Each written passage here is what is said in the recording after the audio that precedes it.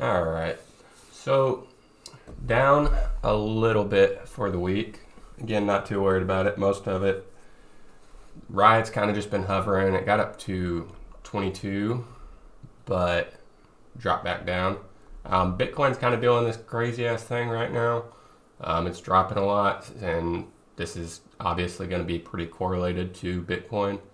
So I'm not too worried about it. Hopefully once Bitcoin starts going back up, this will go up. I'm still waiting. I still think this will jump from $20 a share up to 26, 27. And then I'll start wheeling it again.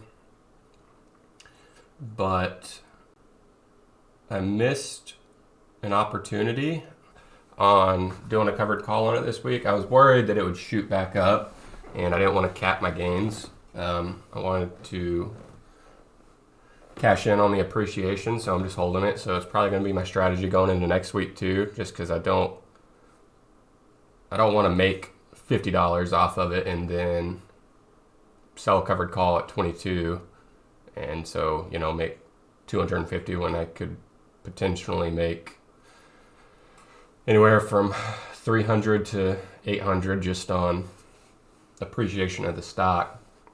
So I'm gonna tread pretty cautiously. It's really hard to do like any technical analysis on it because it's such a new stock. So all of the moving averages and everything don't really mean a whole lot because there's not a whole lot of data to work with. So yeah, I'm just gonna hold off on that, probably play it by ear. VXX, may sell covered call on this week. I need to look at the news a little bit more and see kind of what the sentiment in the market is right now.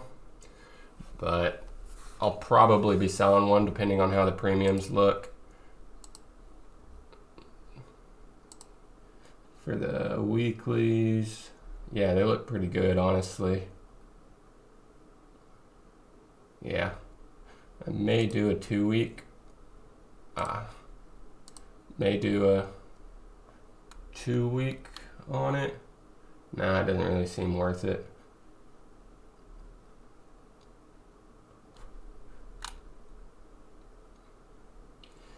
Doesn't really seem worth it because this is another one. It measures the volatility of the market and it's leveraged. So if volatility shoots up, then this is going to skyrocket too. So I may do a weekly.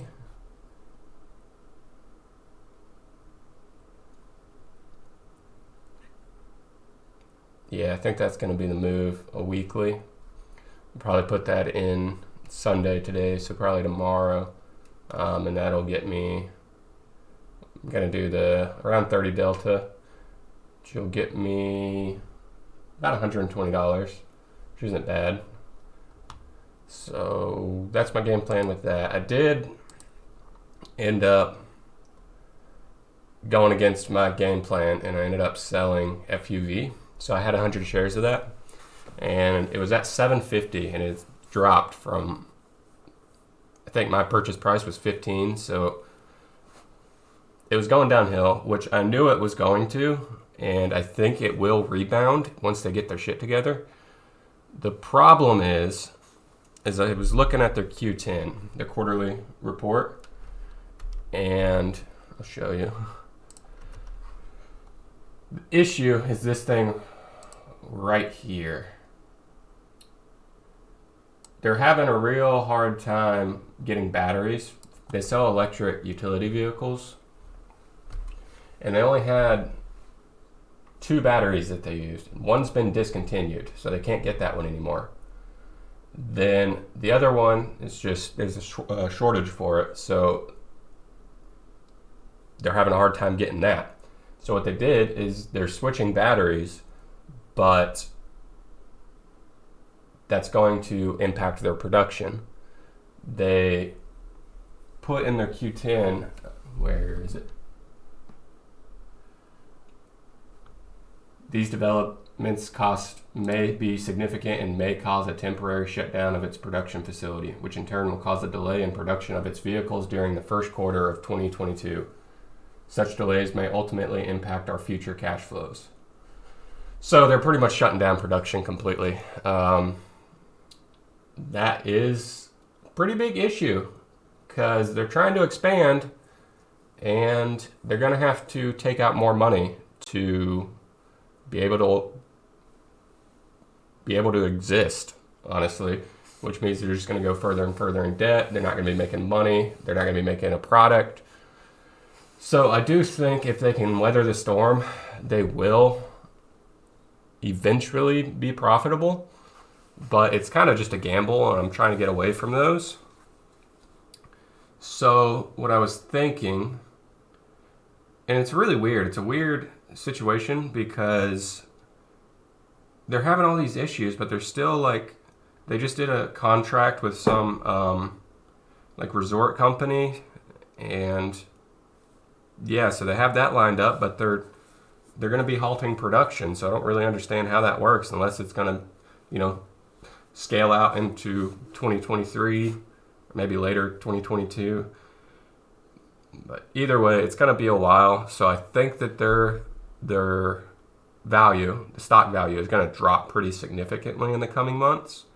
So what I'm thinking is if it drops down to like $2.50 or $3, then I may buy leaps on it, buy a call for a few contracts out in the distant future, like into next year.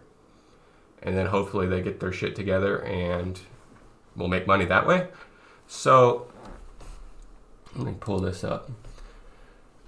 Even though I bought them at $15 a share, by running the wheel on them, I actually still ended up making almost $500, $450, just because my cost basis was so low from selling covered calls and selling puts, and I got really lucky. The premiums were really, really high, and at one point I sold like 3 or 4 covered puts on it, and they didn't get assigned, which I think made me like $600, and yeah, I just got lucky with that, but it ended up, I still made money on the stock, but like I said, once they drop, and I do think that they're going to drop a lot more, especially when they do earnings for this quarter, then I'm going to possibly buy the leaps. And I think that'll be a good strategy to still make money on the company, because I do think years in the future they will be a solid company as long as this doesn't crush them. The issue is I think the management's not very good. I think the product's good, but the management, I think, is struggling really, really hard. I think from what I've read, they seem like a bunch of engineers and stuff and not necessarily business people. So they have this cool product and they're just going through the growing pains, but they may have misstepped so much already and tried expanding so fast that they completely screwed the company. If that happens, they may be acquired by some other company, which would be okay. If we had the leaps, that's completely fine. So we'll see what happens. Now that I think about it, it probably is going to go that way just because of the management. I don't think that they're business people.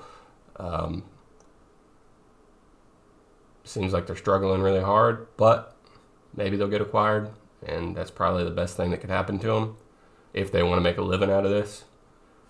So, all right, that covers FUV. PCYO, I really need to start getting involved in that. So, PCIO is this company. They have the coolest business model that I've ever seen in real life that I've like stumbled on by myself. So basically, reading more into it, they're a wastewater treatment company and waste product treatment company, and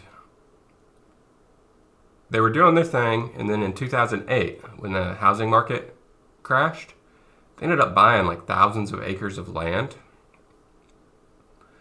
And then they started building homes on it. So they finished the first segment of houses and they sold those and they made a profit on that. Now they turned around and are being the ones who are treating the wastewater for those houses, for that development.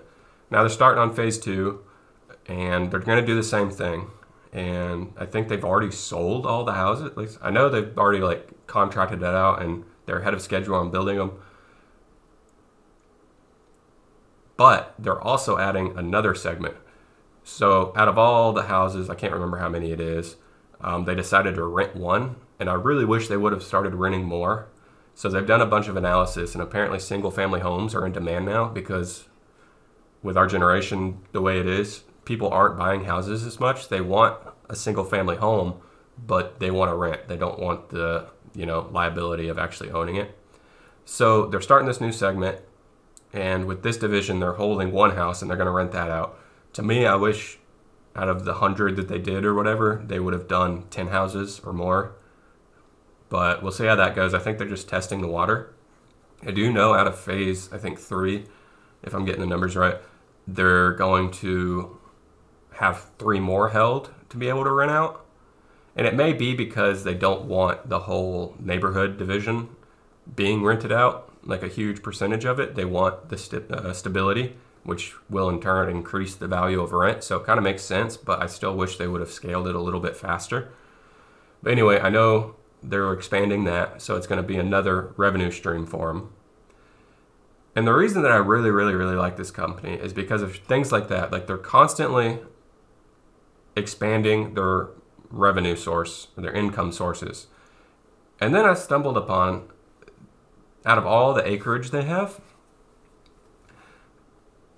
when they haven't been building homes on it, they just have it in reserve, they're renting out the land to cattle farmers for grazing, which to me is something that I don't think a corporation would do that. This is a really small company. I think it only has 39 employees, but they're utilizing every avenue they can.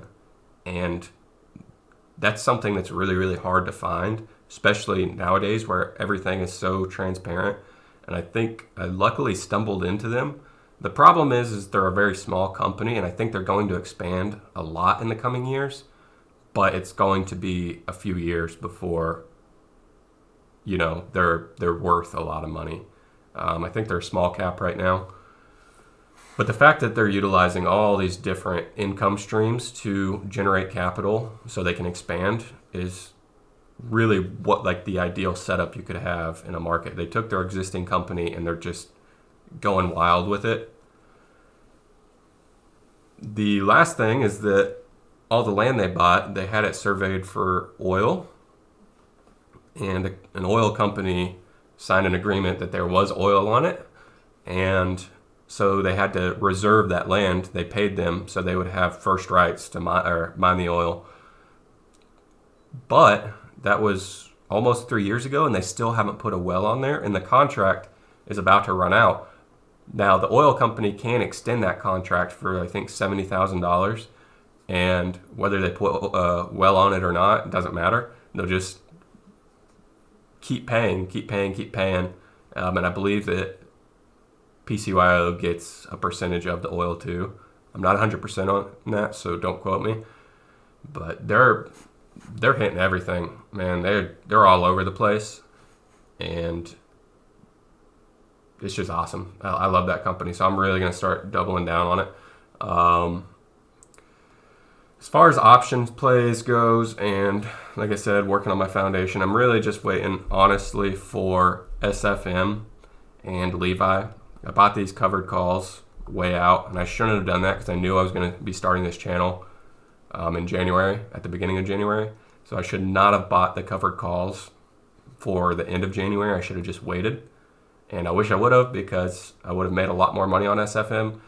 However, it's in the past, can't worry about it. And I didn't really have a strategy. I didn't know that I was going to be working towards trying to get a cash reserve and then having long a long stock position. So not too bummed about it. My hands are kind of tied until all that happens. But I really want to start getting into credit spreads.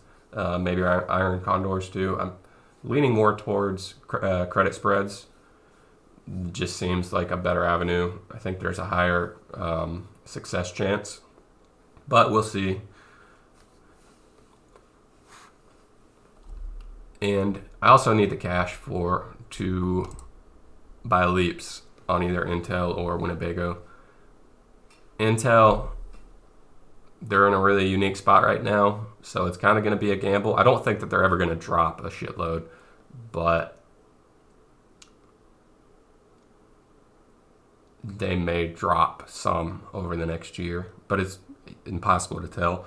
I may go with that. The thing I'm worried about is I'm already going to be in Apple and Microsoft and the semiconductor space and the company that makes semiconductors, which I think semiconductors are going to explode this year. I think they have been. They're going to continue.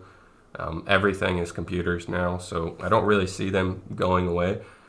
But that's just a lot of exposure to technology. So that's what I'm worried about with Intel. However,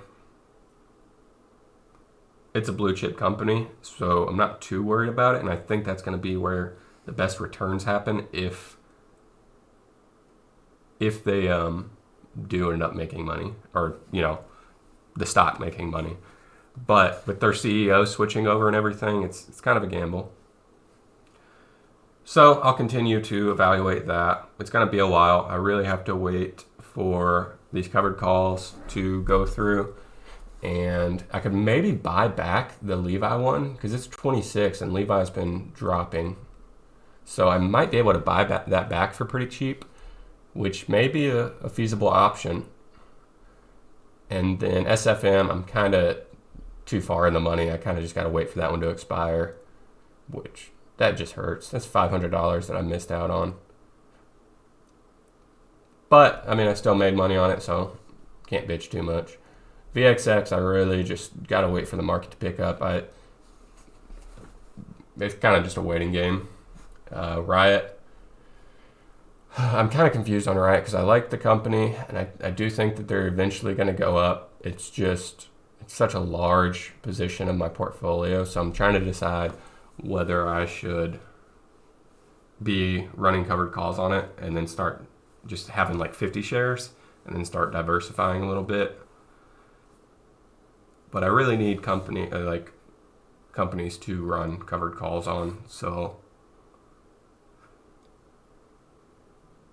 we'll see. I may move that down to 50 shares and then get Ford up to 100, Levi at 100, and SFM at 100, and then use those for my covered calls. And then I'll be running the poor man's covered calls on either Intel or Winnebago. Yep, we'll just play that by ear as it happens and see where everything's at. It's gonna be a while.